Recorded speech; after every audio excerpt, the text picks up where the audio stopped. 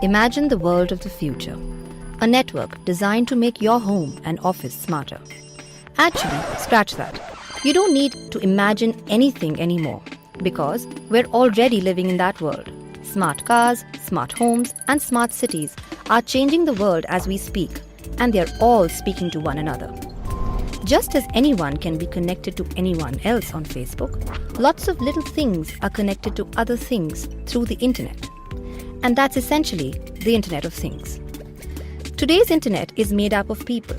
People using computers or networks to connect to other people. They search for the latest Hollywood news, watch cat videos, and download music. All the computers, smartphones, and tablets on servers and networks function primarily to help their users. It's essentially the Internet of people. But the Internet of Things is different. Instead of people communicating with each other, the IoT enables things to access data and talk to one another. The Internet we know and live with is pretty passé.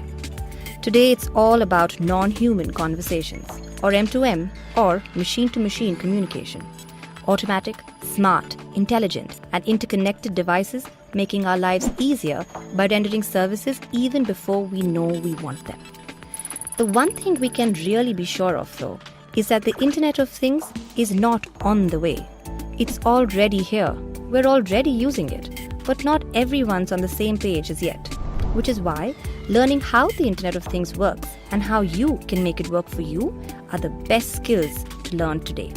Accenture has predicted that by 2030, the world economy will make a whopping $14.2 trillion from the IoT domain.